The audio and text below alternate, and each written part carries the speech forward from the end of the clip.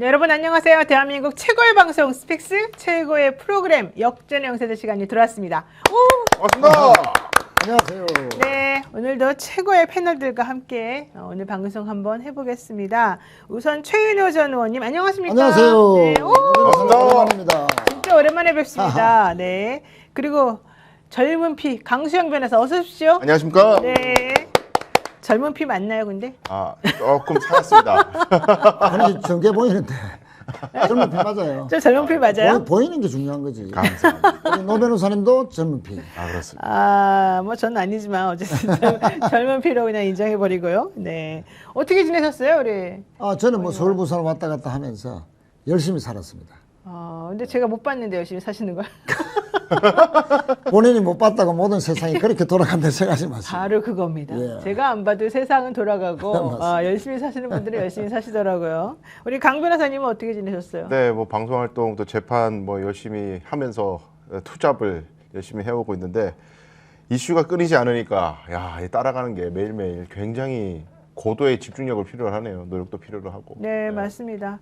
자, 오늘이 사실은 국군의 날이었습니다. 네. 근데 국군의 날이라는 거를 잘 모르시는 분들이 사실 좀 많았습니다. 이게 행사를 좀 대대적으로 안 해서 그런 건가요? 옛날에 공휴일일 때는 무조건 기억하게 돼 있어요. 그렇죠. 공휴일이니까. 우리는 공휴일 세대잖아. 네, 맞습니다. 근데 없어진 지 한 15년 됐죠. 그렇게 그러니까 벌써. 이제 뭐 그게 국가 기념일이라는 걸 잘 모르고 지내는 분들이 많아진 것 같아요. 네. 어... 이번에도 이제 행사 규모도 그렇게 커 보이지 않게 해서 네. 많이 알려지지 않아서 안타까운 면이 있는데 근데 대통령께서 참 중요한 말씀 정말 많이 하셨어요 오늘. 오늘 메시지 많았죠. 메시지가 정말 많아서 그래요? 특별히 이제 우리 국군의 근원과 연원이 강북군에 있다, 독립군과 강북군에 있다라는 걸 선언하면서 거기부터 연결되는 게 이제 자주국방 이야기를 굉장히 강조하셨습니다. 그러니까 우리는 외국에 의존해가지고 나라를 지키는 군이 아니고 원래 우리의 주체적으로 국방을 해온 나라라는 것을 저 먼 역사로부터 근원을 이제 선언을 하신 것이죠. 지난 윤석열 정권 때 윤석열이 국군에 날 때 했던 해괴망측한 색깔 논리, 냉전 논리 기억해 보면 그때 오염됐던 우리 귀가 오늘 이제 이재명 대통령의 발언 연설로 다 씻겨져 나갔다 그렇게 평가합니다. 네, 지 의원님께서 국군의 날 행사가 너무 초라하게 느껴졌어요. 그래서 이런 말씀을 좀 하시긴 하셨습니다. 그리고 고추할멈님, 조희대는 오늘 계룡 갔던데요. 네, 이러셨는데 원래 대법원장이 계룡 가는 거 맞나요? 뭐, 잘 못 봤던 것 같은데. 뭐 하여튼 좀 뭐 그랬는데 저는 이제 작년 국군의 날 이후에 한 2달 후에 바로 계엄이 터졌잖아요. 작년 그 국군의 날 엄청나게 요란스럽게 했습니다. 재작년에도 시가 행진도 하고요. 네. 그 작년에도 또 했는데 그게 특히 작년에는 한참 계엄을 준비할 때잖아요. 그게 아마 연결이 분명히 있을 겁니다. 그렇게 요란스럽게 큰 행사로 또 뭐 어떻게 좀 과잉이다 할 정도로 막 그렇게 했지 않습니까? 이상했어요. 북한처럼 무슨 윤석열이 서 있으면 군인들이 막 달려가가지고 환호하고 그러니까 이상한 그러니까 이 쇼를 했어요. 군대와 군과 네. 윤석열이 일체화되는 이런 상징 조작을 분명히 했을 가능성. 그거 한번 나중에 살펴보면 네. 그 분명히 뭔가 있을 것 같아요. 그러면서 2달 후에 계엄을 했잖아요. 네. 그러니까 군이 마치 국민들을 뭐 이제 그 친화성 있게 보이려 하고 우리 군대의 뭐 이 국방력이 더 훨씬 그 크다는 걸 의도적으로 강조를 하고 뭐 하여튼 뭔가 하면서 그 중심에 윤석열이 서 있다 네. 하는 그런 부분이 좀 있어서 좀 그랬고 그런데 오늘 이제 어쨌든 계엄 이후에 그 국군의 날 때 저는 밭들어총 있지 않습니까? 네. 밭들어총 다 보지는 못했는데 한 초반 한 10분간 봤거든요. 네. 밭들어총 그 장면 너무 인상적이었어요. 군 통수권자에 대한 밭들어총의 의미도 있지만 그 근본적으로는 국민주권 정부를 만들어준 우리 국민들 내란을 같이 함께 극복한 우리 국민들에 대한 충성맹세다. 그러니까 다시는 군대를 동원해서 쿠데타를 일으키는 이런 없어야 된다는 그런 다짐의 의미가 아니냐. 또 그렇게 다짐하라 하는 그런 의미로 받들어 총회 의미가 있다. 그렇군요. 변호사님 말씀하셨던 조희대 대법원장이 화면에 걸린 장면이 박정훈 대령이 훈장 받는 장면에 뒤에서 걸렸어요. 화면에. 우원식 국회의장 옆에 서 있더라고요. 네. 근데 뒤에는 박선호 의원이나 이제 민주당 의원들이 그 장면이 너무 감격스러워가지고 다 카메라 찍으면서 입이 다 이래 울고 있어. 전부 다 너무 감격해서. 근데 조희대 대법원장 굉장히 굳은 표정으로 이렇게 멀뚱히 서 있더라고요. 아, 그랬군요. 자, 어쨌든 조희대 대법원장 요즘에 정말 화제가 되는 관심이 집중되는 그런 인물인데요. 사실 어제 그 조희대 없는 조희대 청문회 있었습니다. 지난주에 여론조사 미디어 토마토인가요? 여론조사에서는 조희대 대법원장 그만둬야 된다 이게 51%였거든요. 근데 오늘 이제 다른 여론조사 기관에서 여론조사를 했는데 조희대 대법원장 그만둬야 된다는 여론이 43%인가? 예. 바뀌었더라고요. 예. 이게 이제 어제 뭐 그 맹탕 청문회라고 불리는 뭐 그런 거 내지는 지금 그 야당이 이제 집중 공격해서 그러는 것도 좀 영향을 받았을 것 같은데 어떻습니까? 그렇죠. 뭐 기사 제목에 맹탕 청문회 그 제목이 많았죠. 그 영향이 좀 일부 있는 것 같고 또 뭐 급발진 이야기도 좀 있었지 않습니까? 네. 뭐 여당 내부에서도 이제 그런 좀 지적들이 있었고 또 일부에서는 준비가 좀 부족한 속에서 밀어붙인 거 아니냐 네. 그런 의견도 있고 결국 궁극적으로 보면 대통령의 메시지가 또 중요한 행사가 자꾸 가린다 이런 지적들이 좀 많이 있습니다. 네. 특히 이제 지난주에 대통령 지지율도 조금 내려갔지 않습니까? 떨어졌죠. 네. 이번 주 초도 그렇고 그래서 결국은 유엔 그 총회에서 엄청난 일을 했고 메시지도 정말 중요한 메시지 한반도 평화 메시지 또 경제 메시지 AI 주제 다 주도를 하고 왔는데 보통 그 정도 되면 지지율이 올라야 되잖아요. 그렇죠. 예, 해외 순방 갔다 오시고 나는데 역대 대통령이 지지도 내려간 건 윤석열밖에 없어요. 바이든 날리면 그때. 맞아요. 네. 그거 말고 거의 다 올라가거든. 네. 근데 떨어진 거는 이례적이다. 대통령이 또 뭐 자문한 것도 아니고 열심히 일하고 있는데 그렇죠. 또 불구하고 자꾸 내려간다는 것은 뭔가 당정 간의 엇박자 또 당 안에서의 또 뭔가의 또 어떤 불협화음 네. 뭐 이런 것들이 자꾸 새 나오니까 뭔가 좀 국민들로 보면 좀 불안한 거 아니냐? 뭐 이런 좀 시각들이 있는 것 같아요. 그렇군요. 뉴시스가 여론조사 업체 에이스 리서치에 의뢰해서요. 지난달 28일부터 29일까지 전국 18세 이상 1016명을 대상으로 지난달이 아니죠. 그죠. 지난달이네. 9월이니까 벌써 지난달이 돼버렸네. 예, 9월 28일부터 29일까지 전국 18세 이상 1016명을 대상으로 조사를 했는데 조희대 대법원장 사퇴에 반대한다는 응답자가 47.5%, 찬성한다는 응답자가 43.9%, 오차 범위는 플러스 마이너스 3.1%, 잘 모르겠다는 응답자는 8.6%로 나왔다고 합니다. 그리고 이재명 대통령 국정 수행에 대해서는 50.5%가 긍정으로 47.4%가 부정으로 평가했는데요. 이게 두 달 전 조사에 비해서는 10% 정도 대통령 지지율이 하락한 것으로 지금 보이고요. 정당 지지율은 민주당 41.5%, 국민의힘은 29%였습니다. 두 달 전보다 민주당이 5.5%포인트 하락했고 국민의힘은 오히려 6.5%포인트 상승을 한 것입니다. 근데 이런 여러 가지 것들을 보게 되면은 민주당이 조금 다시 한번 좀 전열을 가다듬어야 되는 거 아닌가라는 그러니까 생각을 개혁대로 하더라도 네. 그죠? 네. 개혁을 우리가 뭐 더디게 하자, 그 눈치 보면서 하자 이런 말은 절대 아니고 개혁은 네. 개혁대로 하더라도 민생도 챙겨야 되고 또 국정이라는 게 여러 가지 요소들이 있지 않습니까? 그러니까 이 당과 정부가 그래서 호흡이 맞아야 되고 아주 정치하게 세밀하게 조정도 하고 물밑에서 치열한 서로 간에 노력들이 있어야 된다는 거. 그걸 네. 강조드린 것입니다. 한국 쿠키뉴스가 여론조사 업체 한결리서치에 의뢰해서 지난달 27일부터 29일까지 전국 18세 이상 1014명 대상으로 한 조사에서는 민주당이 진행한 이 청문회 부적절하다는 의견이 48.9%, 적절하다는 응답이 43.8%였다라고 얘기하는데요. 사실 이제 한겨레서치 조사는 조금 네. 못 믿을 것 같다 이런 의견들이 좀 많아서 예, 이거는 일단 좀 차치하는 게 맞겠습니다. 네, 근데 빼는 게 맞겠습니다. 다양한 층위에서 좀 생각을 해야 될 것 같습니다. 네. 그 청문회가 부적절하다는 것이 조희대 잘했고 민주당 나빠라는 단순 논리가 아니고 특히 이제 여권 내에서도 청문회를 추진하는 과정에서 당정 간의 협의가 안 된 거 아니냐, 혹은 당 지도부와 협의가 안 된 거 아니냐, 네. 이런 것 때문에 이제 내부에서의 갈등 때문에 지지도가 약간 낮게 나올 수도 있는 거고요. 근데 지금 조희대가 물러나야 된다, 안 물러나야 된다라는 지금의 여론은 크게 의미가 없는 것이 민주당 내에서도 어느 정도 예상했을 겁니다.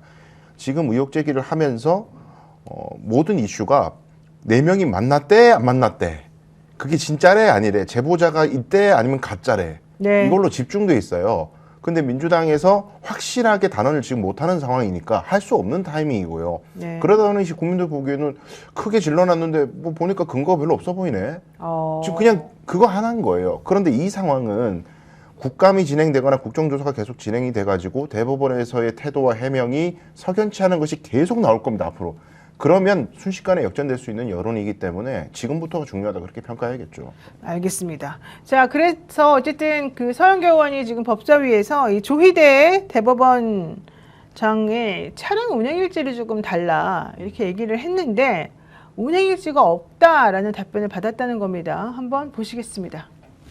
대법관, 대법원 행정처장, 사법부 연수원장 이 사람들이 다 전용 차량을 타고 다니는데요. 차량 일지가 없답니다. 기본이 안 돼 있는 거 아니에요. 네. 재판할 때 다 불러서 해놓고 자기네는 물으니 차량 일지가 아예 없답니다. 그리고 일정을 물으니 기본 일정도 안 넣고 갖고 왔습니다.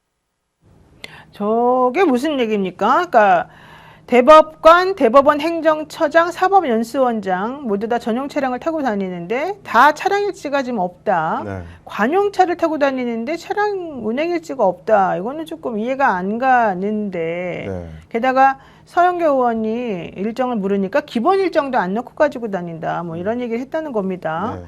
이거는 어떻게 판단을 해봐야 될까요? 그러니까 서영교 의원이 지금 검증하고자 하는 것은 조희대의 행적을 검증하기 위해서 어디에 차를 타고 어디를 갔으며 무슨 일정을 소화했는지를 기본적으로 기자분들도 취재할 때 정부 정보공개 청구해가지고 기본적으로 받는 자료란 말이죠, 이런 것들이. 근데 지금 얘기하는 게 법원에서 입장이 나오는 것이 뭐 법원 공용 차량 관리 규칙이라는 규정이 있는데 그거에 따라 가지고 운행 일지를 안 적게 돼 있다. 그래서 역대 모든 대법원장도 다 없다, 이런 식으로 해명하고 있는데 지금 이제 그 국가의 서버가 타면서 그 정보가 지금 조회가 안 되고 있습니다만은 과거 규칙을 제가 그래도 검색되는 과거를 보니까 그런 규정이 안 보이거든요. 운행 일지를 쓰지 말아라, 이런 규정은 안 보여요. 네네네. 그리고 저희 이제 회사들, 예를 들면 법인들 법인 차량이라는 걸 몰고 다니지 않습니까? 네. 그럼 법인 차량에 운행 일지를 써야 됩니다. 그거 없이 그냥 타고 다니면은 법인 차량을 사적으로 가지고 다니게 되고 다 횡령이고 배임이 될 수 있어요, 나중에. 이게 관용 차량도 마찬가지죠. 자기의 개인 차량이 아니라 국가가 준 관용 아닙니까? 네. 공적으로 사용하라는 건데, 그럼 공적으로 사용했는지를 나중에 국가가 우리 국회의원들이 검증을 하려면 어디를 타고 다니는지 기록을 해야 검증을 하죠. 근데 그걸 기록을 안 해놓으면은 대법원장은 뭐 어른이 알아서 법 지키겠지 뭐 믿어, 이 얘기밖에 안 되는 거잖아요. 어느 국민이 그걸 납득합니까? 네. 과거에는 그런 정서가 용인됐을지 몰라도 이미 사법부에 대한 신뢰가 매우 떨어졌기 때문에 이런 식으로 뭉개고 지나가면은 국민들은 또다시 분노할 수밖에 없다. 어쨌든 법원 공용 차량 관리 규칙 2조라는 게 있대요. 예, 여기 보면은 법원 공용 차량 관리 업무 지침 또 5조 이 두 가지 규정에 의거하면 전용 차량은 차량 운행 일지를 비치하지 않는다라는 것입니다. 규정이 있군요. 실제 대법원장이 취임 직후인 지난 2023년 12월 8일부터 작년 12월까지 또 올해 1월부터 8월까지 사실 이제 그 좀 의심스럽다고 서영교 의원이 얘기했던 그 기간 동안에 이 관용차 운행 기록을 제출하라라고 서영교 의원이 요구를 했었었는데 대법원은 운행 일지는 내지 않고 차종과 배기량 그리고 연식, 유류비 이런 차량 정보만 제출했다는 겁니다. 그러면서 조 대법원장뿐만 아니라 전임 대법원장, 현 대법관들의 관용차 운행 일지도 따로 관리하고 있지 않다 이런 얘기를 했고요. 대법원에서는 조 대법원장의 이재명 대통령 공직선거법 사건 파기환송 재판 일정도 역시 누락시켜가지고 국회에 일정 자료를 제대로 제출하지 않은 것으로 지금 확인이 됐습니다. 4월 22일 이 대통령 사건의 전원합의체 회부 결정과 24일 첫 전원합의체 심리, 그리고 29일 선고기일 지정, 5월 1일 파기환송 일정이 모두 다 빠진 채 제출이 되었다라고 얘기를 지금 하고 있는데요. 이거는 도대체가 왜 그런지 잘 모르겠고요.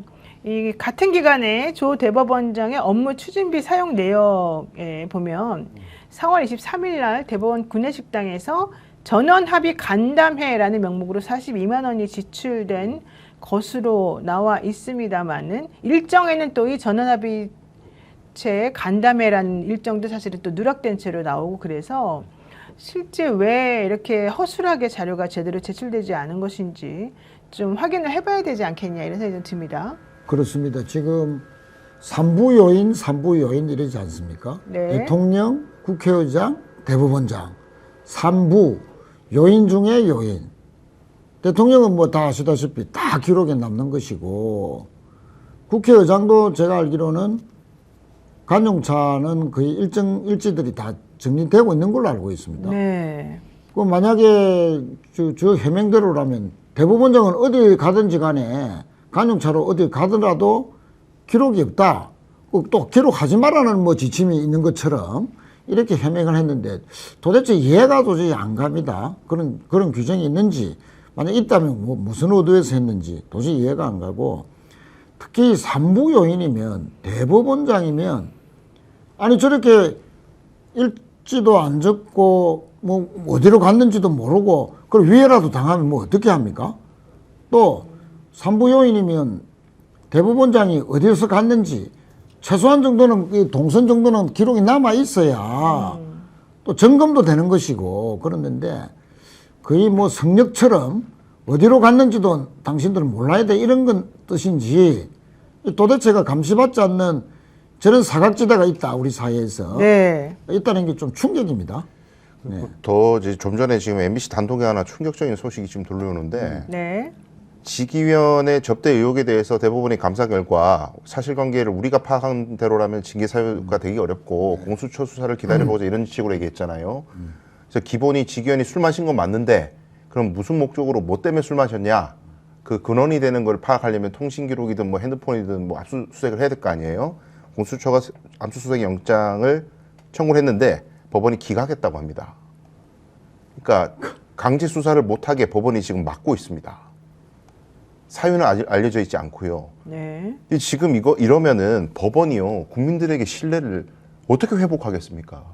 아니, 압수수색 영장이라는 게 지금 자판기처럼 나온다고 각계각층에서 지금 비판을 하고, 민주당이 그래서 이번에 사법개혁 중에 중요한 것 중 하나가 압수수색 영장을 발부할 때 수사기관이라든지 이런 사람들 신문하고 영장을 발부할지 말지를 결정할 수 있도록 좀 하자 이런 얘기까지 하잖아요. 네. 근데 지금 법원은 지금 그런 제도가 도입이 안 되는 상태거든요. 신문 안 하고 기록만 보고 압수수색 영장을 기각했다는 겁니다. 서류만 보고. 그러니까 이런 짓을 하면서 어떻게 우리 국민들에게 우리 법원을 신뢰해달라, 민주당이 하는 건 다 우리 법원 흔들게 해요, 이런 식으로 접근할 수 있겠어요? 도저히 전 납득이 안 됩니다. 그러니까 보통 이제 압수수색 영장은 발부율이 뭐 90몇 %라고 그럼요. 얘기를 합니다만은 법원 판사 제 식구들에 대해서는 영장은 발부하지 않겠다. 이제 이런 뜻으로 봐야 되겠네요. 그러니까요. 네, 그렇습니다.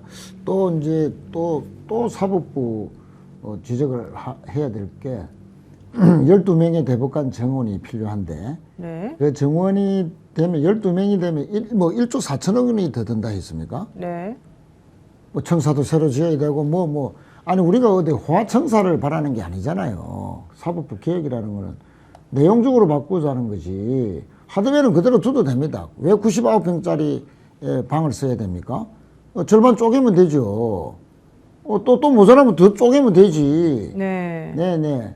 그래서 이런 부분도 도저히 국민들의 사법부 개혁에 대한 그것을 전혀 참모를 끼얹는 네. 여러 가지 해명이나 이런 조치들이 자꾸 나오니까 그러니까요. 그 사법부에 대한 국민들의 불신이 더 커지는 거죠, 한편으로. 그 지금 대법원이 네. 국회의 국정조사와 국정감사를 앞두고 있는 상황에서 왜 직위원에 대한 감사가 이렇게 늦었으며 그 결론도 왜 이렇게 납득하기 어렵냐. 네. 그리고 공수처 수사 결과를 기다려보자고 해놓고 왜 너네들은 공수처 수사를 막냐. 그러네. 그렇잖아요. 네. 법원은 공수처 수사를 보고 직위원을 징계할지 결정하겠다 그래놓고 영장을 발부 안 해주면 어떡하자는 거예요. 아니 본인들이 직위원의 수사가 필요하다고 얘기를 해놓고 네. 수사 결론을 보고 판단하기도 해놓고 압수수색 영장은 수사의 ABC 중에 A인데 이걸 안 해줘놓고 뭘 기다리라는 거예요. 이건 국민들을 농락하는 거예요. 전 이거 국회 차원에서 강력하게 이거는 질의할 상황이 또 생겼습니다.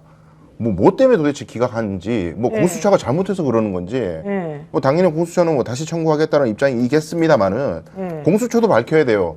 뭐 때문에 이게 기각됐다고 판단하는지. 이게 그리고 오늘 기각됐다는 게 아니라 기각이 과거에 됐는데 오늘 그 사실이 확인됐다는 겁니다. 안 알려져 있다가. 그렇지, 며칠 전에 됐다는 거죠? 그러니까요. 네. 예, 이제야 확인이 됐다는 거예요. 공수처는 좀 문제가 있어 보여요. 이런 일이 있었으면 대대적으로 반박을 하고 완전히 들끓어야 되는데 기각된 사실을 갖다가 이제 알려지게 하면 어떡해요. 며칠 동안 뭐 했나 공수처는. 저는 이런 의문도 있네요. 사실은 유흥업체 접대 의혹을 지금 공수처에서 직위원 부장에 대해서 수사를 하고 있는 중인데 그리고 대법원에서는 공수처 수사 결과를 보고 나서 뭐 감사위에도 넘기고 이것저것 판단하겠다라고 했는데 이 직위원 부장 판사에 대해서 압수수색 영장 청구한 게 법원 스스로가 그렇게 말해놓고 기각을 시켜버렸다면 네. 수사하지 말라는 얘기하고 사실 똑같은 그렇죠. 건데 네. 게다가 구체적인 사유는 알려지지 않았다고 합니다. 그러니까 이제 아무래도 판사님이니까 니네가 어디다가 감히 영장을 청구해 뭐 이런 거 아닐까요? 참네요. 제19감사기 이게 전형이다. 네, 대법원 관리감사관실 최근 현재까지 확인된 사실관계만으로는 직무 관련성 인정되기 어렵다. 공수처의 수사 조사 결과를 기다려보자 이렇게 말했는데 이런 식이라면 공수처에서 결국은 무혐의를 내려라 뭐 이렇게 주문하는 것하고 사실은 똑같은 거 아니겠느냐 이런 생각이 드는데요. 그렇죠. 정의찬 씨라고 네. 원내대표 정무실장 맡고 있는 분. 이분이 당에 자신이 들었던 제보를 알렸던 사람이다라고 하면서 이제 나타났지 않습니까? 네. 도저히 못 참겠다. 그러니까 자신에게 제보를 한 사람은 자신이 그 직위원 접대받았다는 거기 뭐 룸살롱인지 뭔지 하여튼 그 집에 20차례나 수년간 접대를 했다. 한 번 가면 최소 수백만 원이 나온다. 라고 경험했던, 자신이 경험했던 사람으로부터 직접 제보를 받아서 내가 당에 전달했다 했지 않습니까? 네. 이 정도 되면 이제 본인을 밝혔잖아요. 제보한 사람이 나다. 네. 나는 그 룸사롱에 20번 접대했던 사람으로부터 받아서 그다라고까지 이제 압박을 가했잖아요. 그럼 만약에 이게 허위사실이면은 대법원에서 뭔가 뭐 고발을 하든지 뭐 뭘 해야지. 아니면 공수처에서 뭐 이번에 몇 번 부르기는 불렀다는데 네. 그럼 제보자를 그럼 공수처에서 빨리 그 적시해 달라고 해야 됩니다. 그러니까 이게 압수수색 영장을 넘어서서 지금 직위원이 휴대전화를 2번 바꾼 것 때문에 지금 계속 화제인데. 그렇죠. 3개월 만에 막 교체하고. 네, 6년 쓰다가 스마트폰을 아주 비싼 걸로 교체를 했다가 불과 3개월 뒤에 이제 그 룸사롱 접대 의혹이 나오니까 이틀 만에 샤오미 엄청 싼 걸로 3개월 만에 교체를 했다는 거예요. 네. 근데 일반적으로 우리가 범죄 조사를 할 때 누군가가 핸드폰을 의혹 제기된 다음에 바꿨다 그러면 다 증거인멸의 우려로 판단하고 구속영장 사유에 넣습니다. 그렇죠. 근데 직위원이 지금 아까 제가 말씀드렸지만 접대를 받은 게 맞고 술도 마셨는데 왜 마셨는지가 퀘스천 마크라면은 통신 기록이 기본이란 말이에요. 근데 핸드폰을 바꿔버렸어요. 의혹 제기되자마자. 그러면 본능적으로 야 핸드폰에 뭐가 있었구나. 연락을 주고받아서 약속 잡을 때 왜 만나자는 얘기가 있었구나. 여기까지 나왔으면 법원 입장에서는 야 실제로 핸드폰까지 바꿨는데 압수수색 영장을 해가지고 과거에 그 바꿨던 비싼 핸드폰, 그러니까 지금 샤오미로 바꾸기 전 거, 그걸 찾아야 될 거 아니에요. 집에 가가지고. 네. 그걸 기각해요 지금? 그럼 말도 안 되는 일이 일어난 거예요. 이거. 아니 그리고 핸드폰 바꾼 날짜와 시간이 좀 이상해요. 새벽에 바꿔요 계속. 그 처음에는 윤석열 씨 그 구속 취소 신청이 들어온 날 오후 평일이었는데 오후에 바꿔요. 근데 그때 그 평일 날 오후는 근무 시간이란 말이죠. 근무 시간 중간에 갑자기 핸드폰을 바꾼다? 좀 상식적이지가 않죠. 만약에 그날 본인이 뭐 월차를 썼다면 모르겠는데 그런 데다가 그 핸드폰을 그날 6분 만에 또다시 원상복귀했다가 그 다음날 새벽에 5시경에 그냥 또 바꿨던 S25로 또 바꿉니다. 그리고 난 다음에 3개월이 지났는데 그 3개월 동안 무슨 일이 벌어졌느냐. 이 룸살롱 접대 의혹이 막 나오는 거예요. 그런 얘기가 나오고 나니까 5월 16일 날 오후 4시 2분에 자신이 또 사용하던 그 비싼 S25 울트라에서 샤오미 레드미 노트 14로 바꿔요. 그러다가 5분인가 뭐 몇 분 만에 다시 또 갤럭시 S25 울트라로 또 바꿔요. 지금 화면 보는 것처럼. 그리고 이틀 있다가 새벽에 5월 18일 새벽 5시 19분에 다시 또 샤오미 레드미 노트 14로 바꿉니다. 근데 전날이 바로 일요일 날 또 새벽 5시 19분이에요. 5월 18일이. 왜 일요일 날 갑자기 저 핸드폰을 새벽에 일어나서 바꾸느냐. 그러니까 다 이상하잖아요. 유심을 갈아 끼웠다는 얘기겠죠, 이거는. 그러겠죠? 예, 예. 그러면 왜 그 시간에 잠도 안 자고 일어나가지고 새벽에 유심을 막 해서 이거 했다 저거 했다 왔다리 갔다리 하냐. 게다가 우리가 통상적으로 비싼 핸드폰을 사용하고 좋은 거 쓰면은 3개월까지는 계속 쓰지 않습니까? 이분은 특히 핸드폰 자주 바꾸는 분도 아닌 것 같은데 6년 동안 쓰시던 분인데 네. 그러면은 안 좋은 거를 좋은 걸로 바꾸는 건 이해를 하겠어요. 근데 좋은 걸 쓰다가 또 갑자기 안 좋은 걸로 바꿔버리는, 샤오미를 뭐 폄하하는 건 아니지만 저는 샤오미 잘 모릅니다만 S25보다는 안 좋다라고 지금 다 알려져 있고 금액도 차이가 많이 한 나더라고요. 3분의 1 가격밖에 안 될 거예요. 그러니까. 네. 그러면 그렇게 했어야만 한 이유가 있을 거 아닙니까? 게다가 한창 논란의 중심이 되던 이슈가 막 진행 중이던 그 타임에 바꾼 거라서 아무리 대법원에서 아무 문제 없다고 얘기했어도 좀 의심스럽잖아요. 왜냐하면 구속 취소라고 하는 아주 이례적인 일을 벌이면서부터 자꾸 이상한 일이 벌어지는 거니까. 그러면 그 부분에 대해서 사실은 해명을 본인이 떳떳하다면 해주는 게 맞고 그 다음에 본인이 스스로도 왜 이렇게 바꿨는지 설명하는 게 맞을 텐데 법원은 영장을 기각하면서 난 니네 수사하는 거 보고 할게 이런 얘기나 하고 있고 그럼 수사를 어떻게 하라는 거죠? 게다가 거죠. 예. 지금 그 이번에 아까 말씀하신 그 제보를 받았다고 최초 제보 받았다라고 하는 민주당의 그 원내대표실의 정의찬 실장인가요? 네. 그분 입장에서 보자면 처음에 본인에게 제보했던 사람이 얘기한 거 하고 이 대법원에서 이번에 나온 보고하고 다르다는 거잖아요. 완벽하게.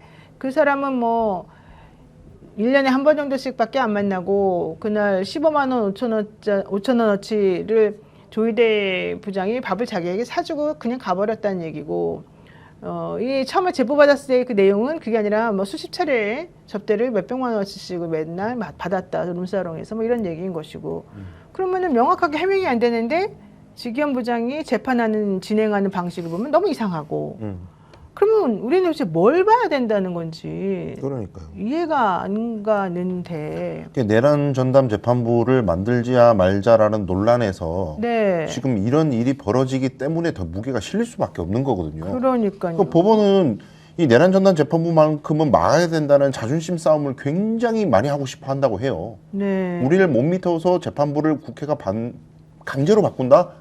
이렇게 되면 우리가 앞으로 어떻게 법원이 간판 달고 국회하고 대등하게 관계를 유지할 수 있겠어? 절대 이거 말은 안 돼! 라는 얘기를 한다는 거예요. 그리고 오늘 이제 지금 알려졌지만 지기현에 대한 압수수색 영장 기각은 네. 우리 일반 국민들이 보기에 지기현에 대해서 드디어 압수수색을 한데 영장이 발부됐다는 것만으로도 여론이 흔들릴 수 있다는 것을 염려한 것 같아요. 네. 발부하는 순간 바로 혐의가 있다는 것을 법원도 어느 정도 인지한다는 식으로 알려질 가능성이 있으니까 기각시키는 게 맞아. 라는 식으로 의사연락을 하지 않았을까. 조희대 대법원장을 위시해서. 그런 강력한 추단을 해봅니다. 김영민 의원이 어제 법사위에서 이렇게 말합니다. 만약에 일반 국민이 이렇게 휴대폰을 교체했다. 특히 비싼 것이다가 갑자기 싼 휴대폰으로 갑자기 몇 개월 만에 바꿨다. 이거는 빼박 증거인멸이다. 이건 당연히 압수수색 영장이 나와야 되는 거다. 이런 얘기도 했어요. 김영민 의원은 변호사이기도 하죠.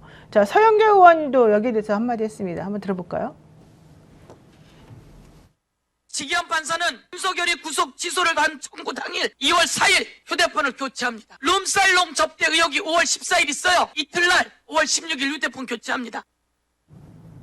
자, 공수처가 조만간 지 부장판사에 대한 압수수색 영장을 법원에 다시 청구한다고는 하는데 뭐 청구한다고 해서 또 발부되리란 보장은 사실은 없는 것이기 때문에 또 그리고 무엇을 더 보강해야지 압수수색 영장이 나오는지 잘 모르고 이미 이런 상황이 된다면은 지기현 부장이 사실 뭐 핸드폰을 그대로 놔두겠습니까? 다 그러니까요. 이미 다 어떻게 없어지지 않겠습니까? 아무 의미가 또 사실 없을 수도 있겠습니다. 아까도 지적을 하셨지만 공수처의 이런 넉장 대응이랄까요? 이거는 뭐 그전에 뭐 체포영장 집행 때도 과연 의지가 뭐 얼마나 있느냐 또 여러 가지 논란이 있었지만 이 지기현 판사에 대한 수사에서도 뭔가 좀 석연찮은 게 많습니다. 뭐 공수처장이 판사 출신이라서 그런지는 모르겠지만 어쨌든 글쎄요 이번에 반드시 좀 보강을 해서 압수수색 영장은 반드시 받아야 될 것 같은데요. 예. 그게 지금 시험대에 올랐다고 봤습니다. 그러니까 대법원의 감사 결과에서 지금 주목할 만한 내용이 자 지기현이 그 당시에 동석했던 사람 두 사람이 변호사인데 그 변호사는 과거에 같이 인연을 맺었던 연수생 시절부터 인연을 그러니까 사법연수원 말고요. 하여튼 15 관계를 맺었던 그런 사람들인데 뭐 한참 7년 9년 후배다 이거예요. 그래서 이 후배들에게는 평소에 지기현이 챙겨왔고 1년에 한 번씩 만나던 그런 사이였는데 특별히 이 사람들이 지난 10년 동안 지기현하고 무슨 사건을 이제 이 변호사들의 사건을 지기현이 한다거나 이런 사실 자체가 없다. 그렇기 때문에 요거를만 종합해 봐도 뭔가 이 변호사들이 지기현에게 직무상 어떤 것을 청탁하기 위해서 술을 사줬다고 보기에는 어렵다. 지금까지 나온 것만으로는. 근데 공수처에서 수사한 거 더 나오면은 우리가 징계할게.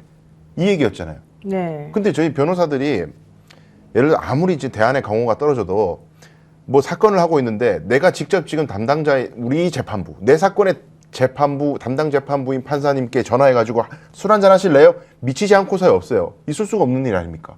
다 뭔가를 하더라도 쿠션을 먹인다고 하는데 소위 말해서 그 판사와 친한 동료 변호사든 법조인을 섭외를 해가지고 요런 게 있으니까 한번 얘기해봐 한잔 하면서라고 할 가능성은 있을 수 있죠. 충분히.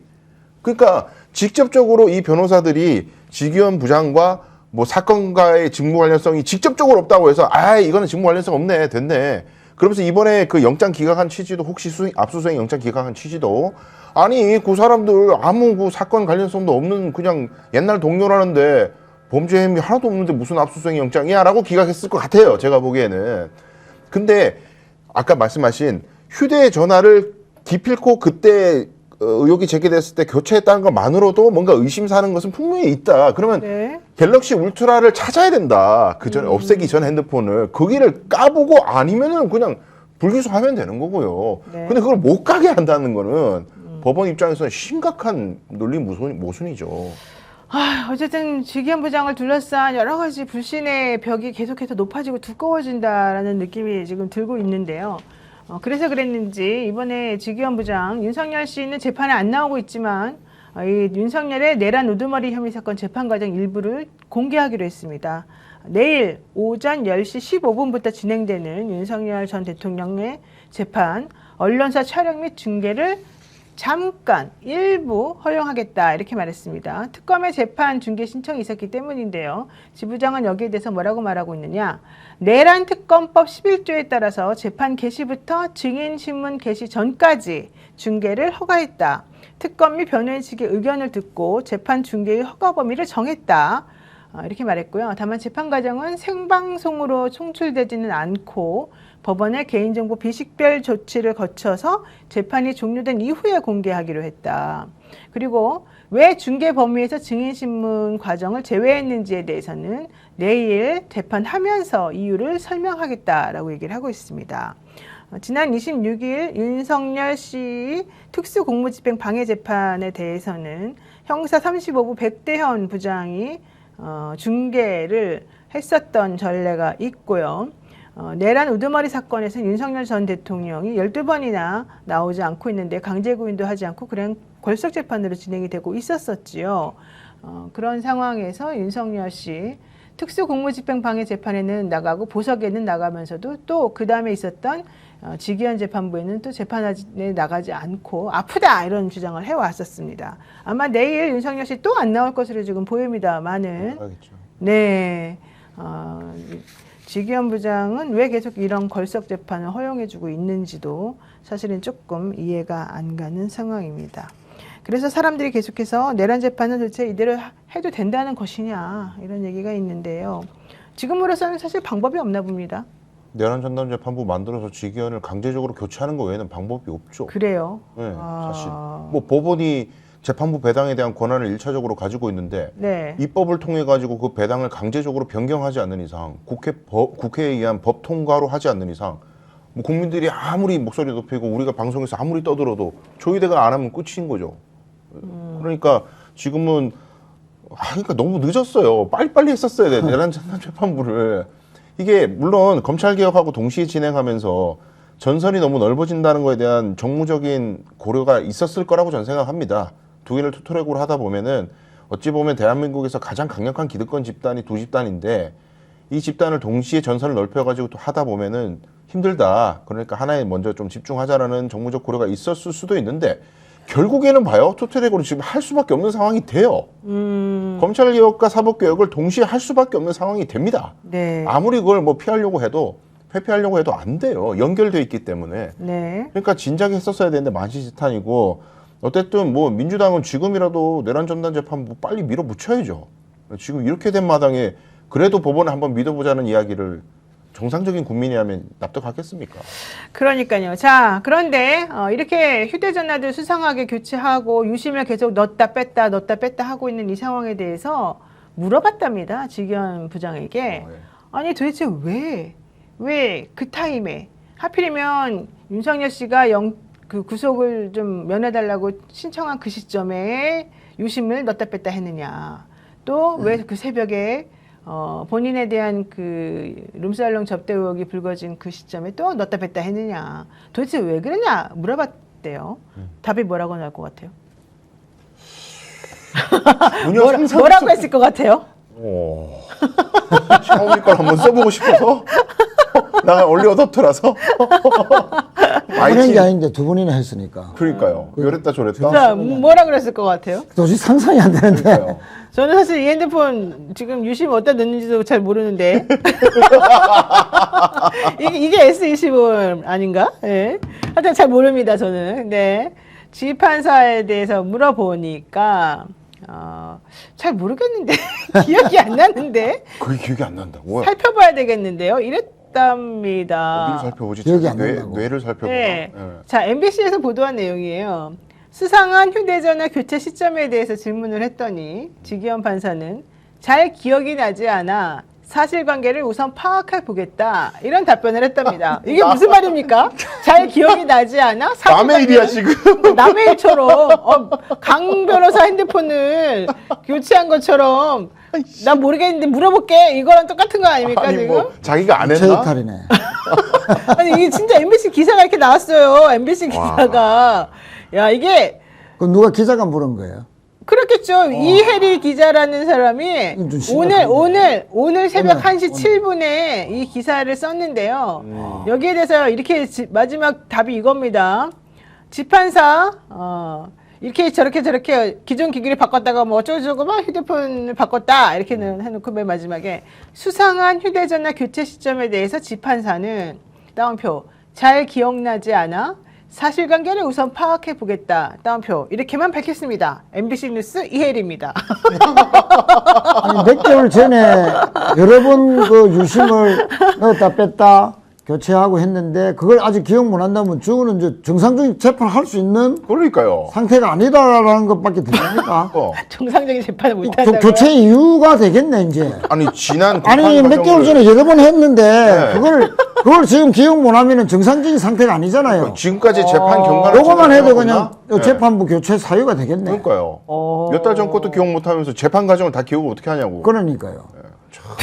아니 이런 정신 기억력 가지고 네. 어떻게 이 내란 재판을 할 수 있습니까? 아 그러니까 저는요 지금 민주당이 하고 있는 모든 것들이 사법부 흔들기가 아니고 사법부의 신뢰를 회복시키려고 무던히 애쓰고 있는 거예요.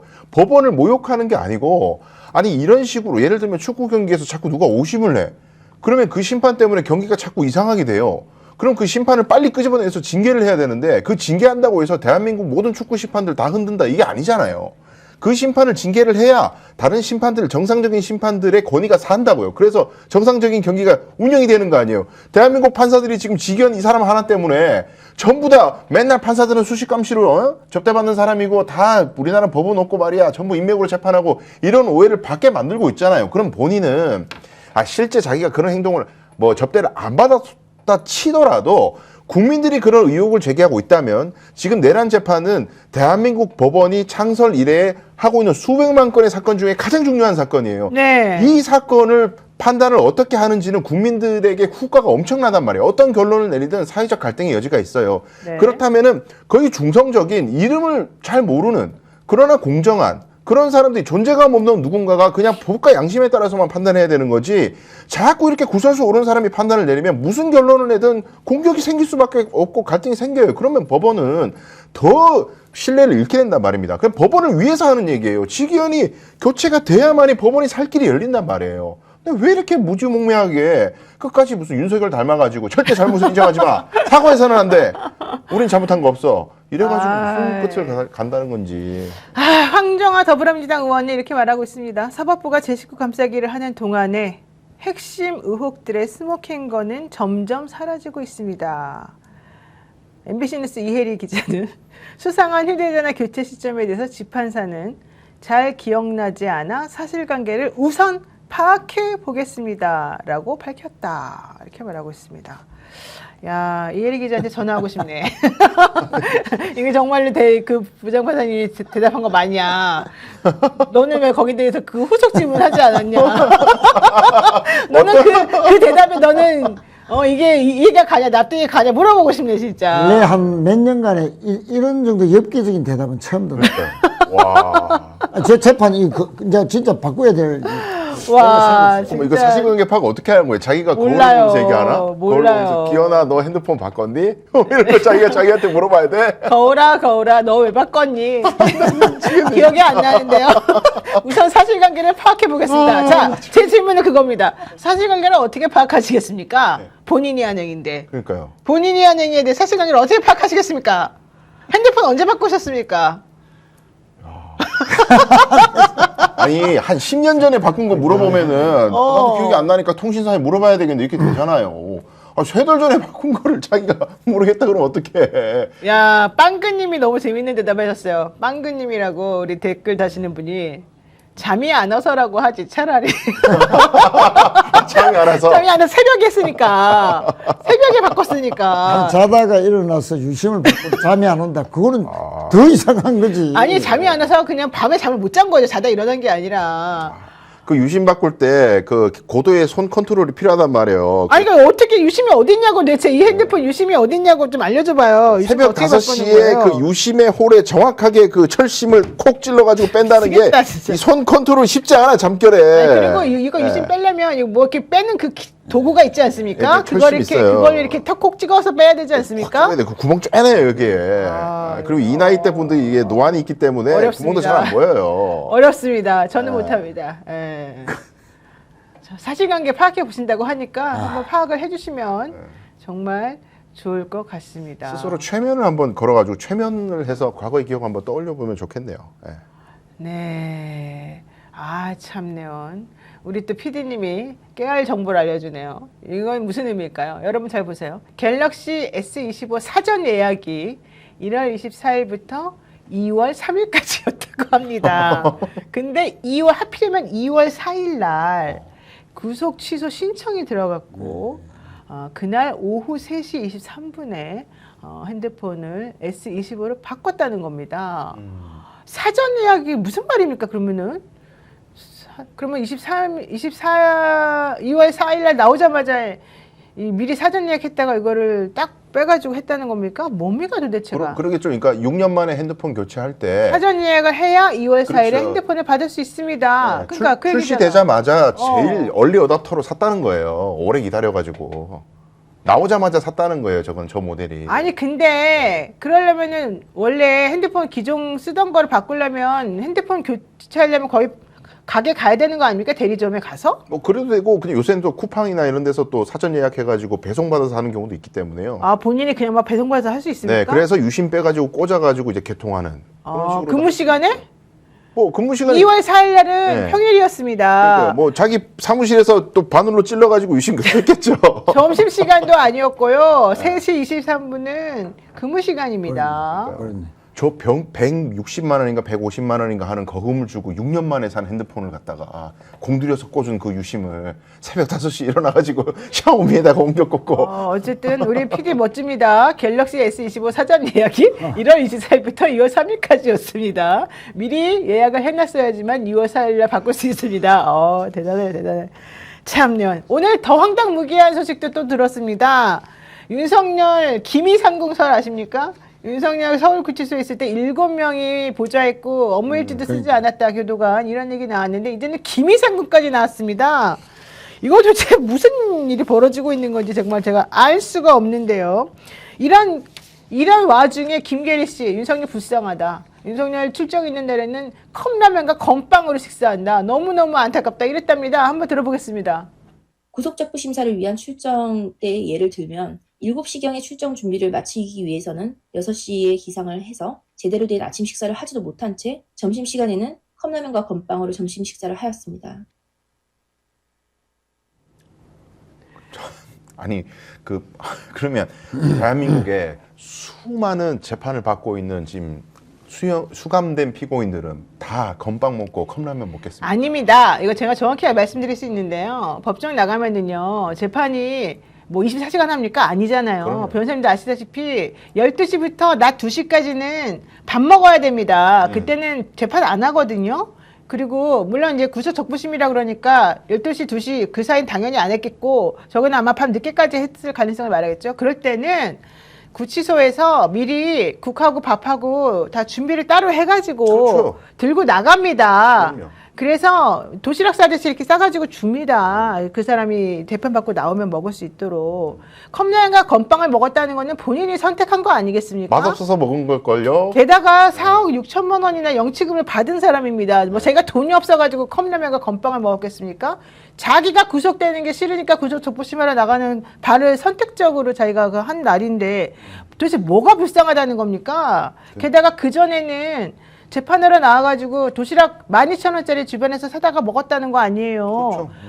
그렇죠. 1,700원이 일일 일식 그 구치소에 배당된 식사값이라는데 저거 건빵하고 컵라면 1,700원 넘습니다. 진짜요? 컵라면 1,200원이고요. 건빵도 500원 넘어요. 1,000원인가 그래요. 그럼요. 너무 훨씬 비싸요. 1,000원 넘어요. 뭐가 불쌍하다는 거예요? 뭐가 생명의 위협이라는 거예요? 정말 김계리 변호사 맨날 거짓말만 하고 있어요. 저거는 만약에 저게 진실이라면 변호인들이 바깥 못하는 거죠. 그렇죠. 변호사들이 먹을 거 사줘 그러면. 왜 생명의 위협을 느끼게 만듭니까? 자기 네. 의뢰인을? 혹시 최은호 의원님 구치소에서 식사 같은 거 해보셨습니까? 저도 학생운동 그러니까요. 2년이나 살았죠. 그때 어땠어요? 저는 구치소 생활만 11개월 했거든요. 그때 어땠어요? 그때 우리 그 구치소에 사는 피의자들 수감된 사람들의 인권을 위해서 그때 우리가 부산구치소에서 했던 일이 있습니다. 창란젓, 명란젓을 그때 들렀어요. 컵라면 뜨거운 물, 저녁에도 줄 수 있게끔. 그게 벌써 뭐 40년 전의 일인데 38년 됐네. 39년. 그동안 얼마나 또 인권이 많이 개선이 됐겠습니까? 그럼요. 아까 우리 변호사님이, 노 변호사님이 영치금도 이야기했지만 아마 지금 본인이 고를 수 있는 그 여러 가지 먹을 수 있는 게 엄청나게 많이 늘어났을 거예요. 그럼요. 거기 매점이라 그래야 되나요? 그러니까 살 수 있는 곳이 있잖아요. 예. 네. 얼마든지 할 수 있는데 무슨 생계물 생명의 지장이 어떻고 이 사람은 거짓말만 해. 서바이벌이 뭐지 어떻고 그거는 있을 수가 없는 이야기고. 자기는 1.8평에서 서바이벌이 안 되면 0.5평밖에 못 배당받는 이건 7, 8명 같이 써야 되는 그 사람들은 도대체 뭡니까? 그러니까 대한민국 수용자들 다 바보로 알아 완전. 우리를 뭘로 보는 걸까 저 사람들은 그러니까 이게 도대체가. 그러니까 여론전을 자꾸 하려고 그러는데 공정 전략인데. 예, 이런 뭐 인권 침해 당하고 있다 이러니까 국제사회에서 움직여주길 바라고 통일교에서 뭐 미국, 일본 여론 움직여주길 바라고 그런 꿈을 꾸고 있더라고요. 얘기를 들어보니까. 근데 그 저기 이번에 보석 나올 때 보석 신문 할 때 나왔잖아요. 그 좀 말라 보인다고 수척해 보인다고 막 안쓰럽다고 그런 얘기 한 사람 있던데 제가 그 사람들한테 그런 얘기를 했어요. 원래 술꾼들이 술을 못 먹으면 밥 적게 먹는다고. 반주를 늘 먹는 사람이 술 없잖아요. 밥을 적게 먹어요. 안 밥맛이 넘어가. 없지. 밥맛이 없어. 반주를 습관적으로 하는 사람은 술을 못 먹으니까 식사량이 주는 거라니까요. 그리고 당뇨가 중증이기 때문에 굉장히 건강관리 잘 되니까 살 빼야 돼. 자기가 살려면. 뭐 잘 살고 있구만 뭘 자꾸 인권 침해 건강해지고 있는데. 아니 더 황당한 거는 뭐냐면은요. 이 현직 교도관들이 교정보안 직원 7명을 징발해서 윤석열의 신부름꾼으로 부렸다. 이제 이런 얘기도 했고 또 정성호 장관이 윤석열이 무슨 밥 투정을 했냐 이제 이런 얘기를 지금 하니까 윤석열 씨 측이 나 밥 투정한 적 없다. 내가 밥 투정했다고 얘기한 교도관 실명을 공개해라.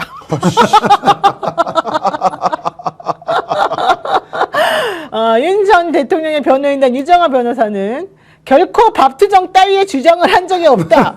그러면 김가리가 한 말이 도대체 뭐냐는 거예요. 내가 궁금한 거는. 그러면서 해당 발언을 한 교도관의 실명을 알려주면 사실관계를 바로잡겠다. 김가리한테 물어봐요. 김가리 변호사 어디서 알아들었다는 거예요. 살벌하네요. 그 이름 알려주면 어떡하려고 그래. 모르겠어요. 보복한다는 얘기밖에 더 돼요?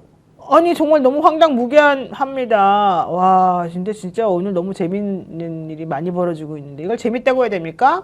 황당하지. 너무 황당무계한데요. 게다가 보석 결과를 앞둔 상황에서 윤석열 전 대통령과 재판부를 겨냥해서 정성호 장관이 비열한 정치 공세를 하고 있다. 이런 식으로 자꾸 얘기를 하게 되면 보석 청구에 악영향을 미치지 않겠느냐.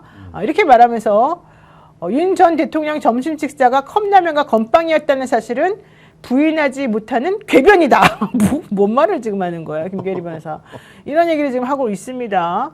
야, 그러면 뭐 재판을 얼마나 나왔는데 윤석열 씨는 재판도 지금 안 나오고 있지 않습니까? 그렇죠. 근데 그거는 별미로 한번 먹을 수도 있는 문제인데. 그러니까 그쵸? 맨날 밥만 먹을 수는 없잖아요. 정확한 그러니까. 말씀이세요. 별미로 먹은 거예요, 진짜. 간식으로 먹었겠지. 라면이 땡겨서 먹은 거예요, 그냥 한번. 와, 나는 정말 황당무계한 일이 너무 많이 벌어지고 있는데 게다가 김이상공 얘기는 뭐예요? 그거 좀 얘기 좀 해주세요. 저는 지금 처음 들었는데요. 뭐예요, 김이상공 얘기가? 정말 이분이 진짜 방송 패널에서 그러면 안 됩니다. 제가 좀 오면서 이게 뭐냐면은요, 윤석열 씨 아까 뭐 7명이 이렇게 막 수발했다 그랬잖아요. 경호처에서 1차 구속되는 매 끼니마다 독곡물을 검사했다는 거예요.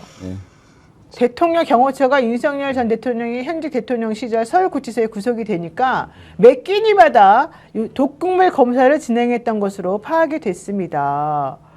이게 박은정 조국혁신당 의원이 이 법무부 교정당국으로부터 확인한 내용이라고 합니다. 윤석열이 지난 1월부터 3월까지 구치소에 구속됐을 때 매 끼니마다 서울구치소로부터 윤석열에게 배급될 음식물을 포장 상태로 받아가지고 독극물 검사를 실시했다고 합니다. 당시 경호처는 서울구치소 쪽에 취사장 내부의 독극물 검사를 실시하겠다고 요구했는데 구치소가 미쳤냐 이렇게 말하니까 그러면 포장용기에다 갖고 와 내가 여기서 해볼게 이렇게 해가지고 포장용기에 음식을 받아와서 경호처가 독극물 이상 여부를 확인한 다음에 다시 서울구치소에 전달을 했답니다. 그러면 서울구치소는 포장용기를 뜯어가지고 그거를 그릇에다가 받아가지고 제공하는 형식으로 했다는 거예요. 정말 구치소 너무 힘들었을 것 같아요. 근데 이걸 경호실에서 했다는 거 아니에요? 경호처에서 그렇게 요구를 하니까 했다는 얘기겠죠. 와. 그러니까 이제 그 윤석열 생일날 네. 김성훈 경호처 차장이 네. 경호원들 다 동원해가지고 기쁨조 만들어서 잔치도 하고 뭐 노래도 시키고 했다는데 그것보다는 훨씬 강도가 뭐 100배 이상 그 독극물이 무슨 독극물입니까? 근데 이거를 말도 안 되는 소리라고 하는 이거를 지금 이제 포장된 것을 그 경호처에게 보여준 거는 결국 구치소장이 그렇게 이제 허가를 한 거 같지 않습니까? 요거를 네. 경호처의 요청을 받아들인 건데 그 김현우죠. 그 당시 서울구치소장이 그거는 이 법조계의 여러 가지 그 네트워크 그 검찰 이 왕국을 만드는 과정에서 가장 하부에 담당하는 사람들이 결국 교도관, 교정본부를 비롯한 교도소 측, 구치소 측을 관리하는 실무선에 있는 사람들과 다 연결이 돼 있다. 원래 법조계 그 여러 가지 이제 그 관리하는 것 중에 어차피 깜빵에 들어갔는데 그 안에서 뭔가 좀 교도관들이 연락도 해주고 또 편의도 제공해주고 뭐 이런 게 하면서 먹이 사슬 구조가 또 만들어지지 않습니까? 아마 윤석열 사단에서 관리하던 명단이 있다라는 그런 의혹도 받을 수 있는 대목인데. 아니, 근데 문제는 네. 그 김현우 서울구치소장이 지금 안성구치소로 갔죠. 안양. 안양. 그런데 그게 동급입니다. 자천이 아니라 하더라고요. 서울구치소는 수용 인원도 많고 힘든 자리인데 오히려 더 관리하기 편하고 구치소장으로서 이제 같은 직급이면서도 편한 자리가 안성교도소다. 안양교도소다. 그래서 그게 뭐가 자천이냐라고 하는 그런 말도 있고. 아니 더 황당한 건 뭔지 아세요? 아까 독극물 검사 했다 그랬잖아요. 어떤 방식으로 했는지 아세요? 뭐 은수저 집어넣은 게 아니에요. 공무원이 먹어봤대요.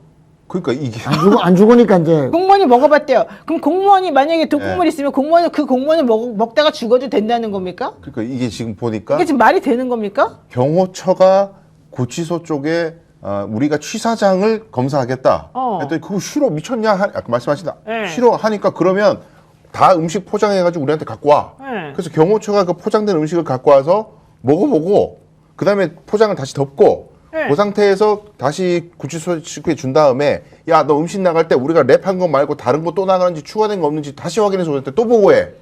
이렇게 절차를 거쳤다는 거예요. 그 이런 엽기적인 짓을 했다는 거 보니까 김성훈이 주도했다고 밖에 볼 수가 없어요. 아니 그럼 김성훈이 지가 먹어야지. 그러니까 밑에 그럼 것들 먹다가 죽으면 어떡하라는 거야? 그러니까요. 공무원은 그러면 네. 그 공무원이 죽어도 돼요? 그러니까 김성훈이 야 무슨 말도 안 되는 소리들을 하고 왔냐. 옛날에 김이상궁들이야 나는 노비입니다 하면서 자기네가 왕한테 이렇게 뭐 해내라고 먹었겠지만 지금이 어느 시대인데 수감된 그것도 내란 혐의로 수감된 피고인의 몇 끼니를 직접 경호처에서도 국가 공무원이 먹어보고 기밀을 봤다. 이게 말이 되는 거냐고요. 게다가 윤석열 씨가 그 독거실 내에 있을 때 처음 1차 구속되었을 때 복도 쪽 창문에 가림막을 설치해달라고 경호처가 요청을 해서 이걸 설치했고 윤석열 씨 독거실 주변에 3개 수용실을 모두 비워줬다고 합니다. 윤석열 씨 수용실 양쪽 옆방을 모두 비웠고 나머지 1개 수용실에는 윤석열 씨 개호 전담팀이 24시간 교대를 상주하면서 그 사람들을 노예 부리듯이 불러댔다는 거예요. 또 윤석열 대통령 독방과 인접한 복도에는 합판 가벽을 설치해서 다른 수용자들하고 구역을 분리했고요.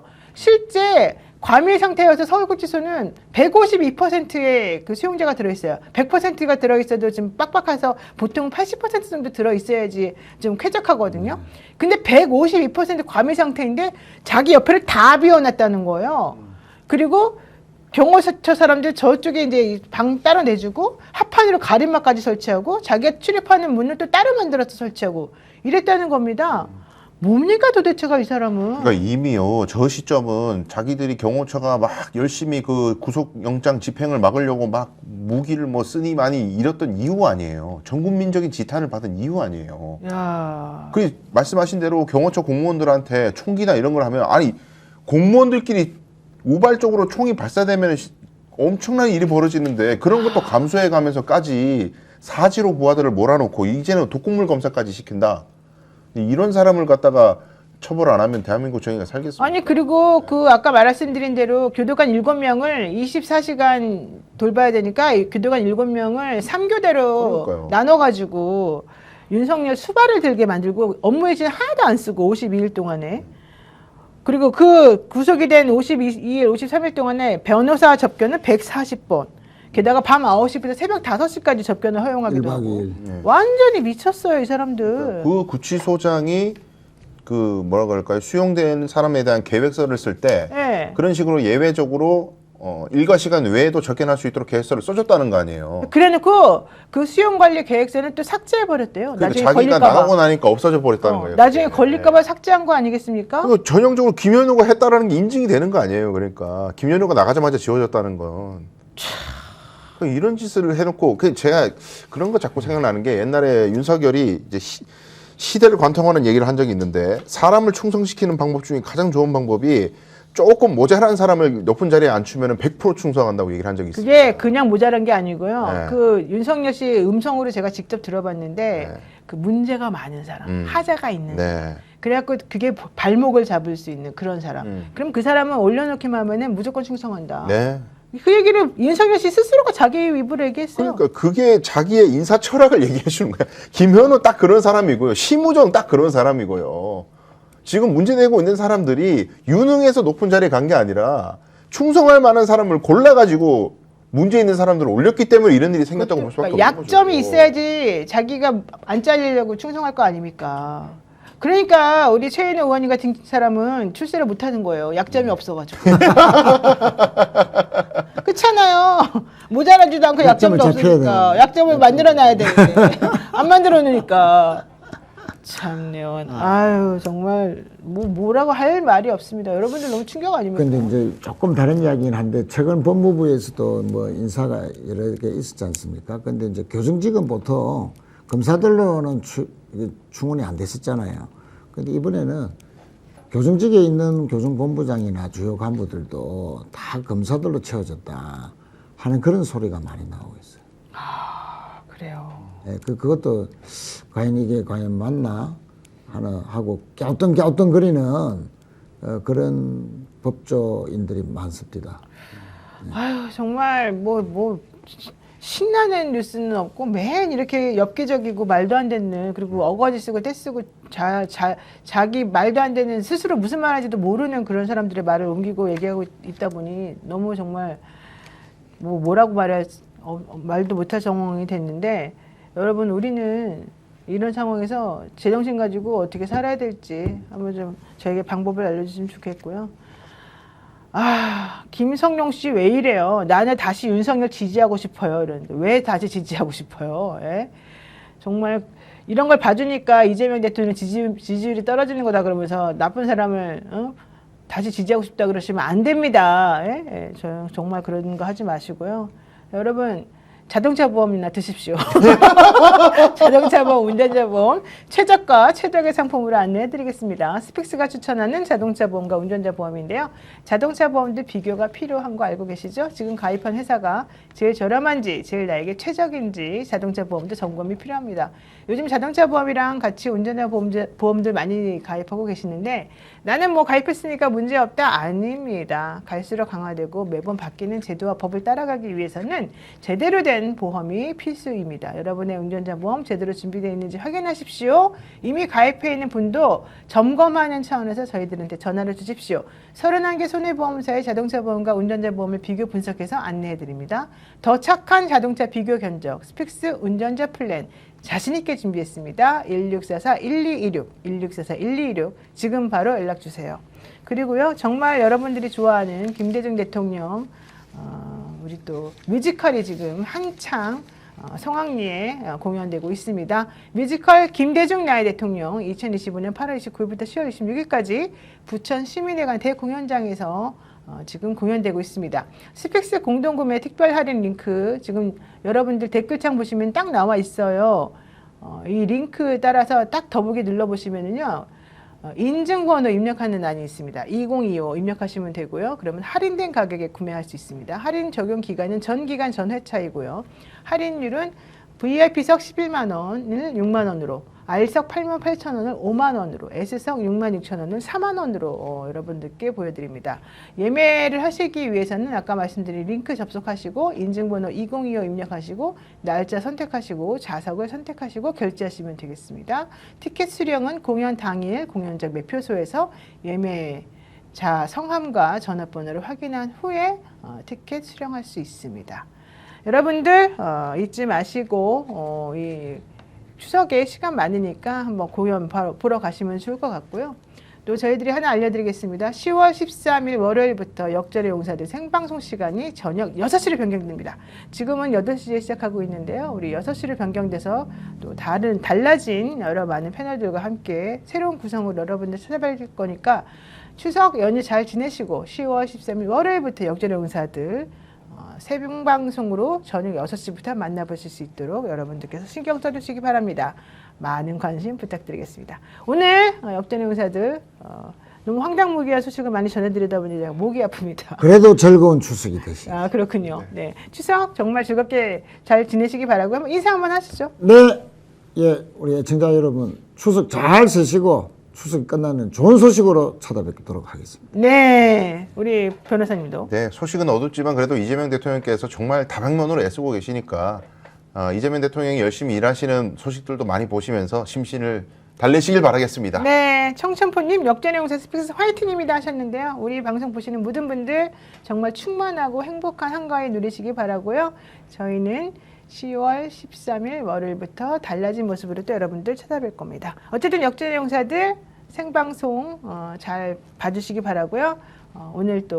오늘은 무슨 요일이에요? 수요일이지 않습니까? 네. 여러분들 또 오늘 마무리 잘 하시기 바라겠습니다. 고맙습니다. 감사합니다. 감사합니다.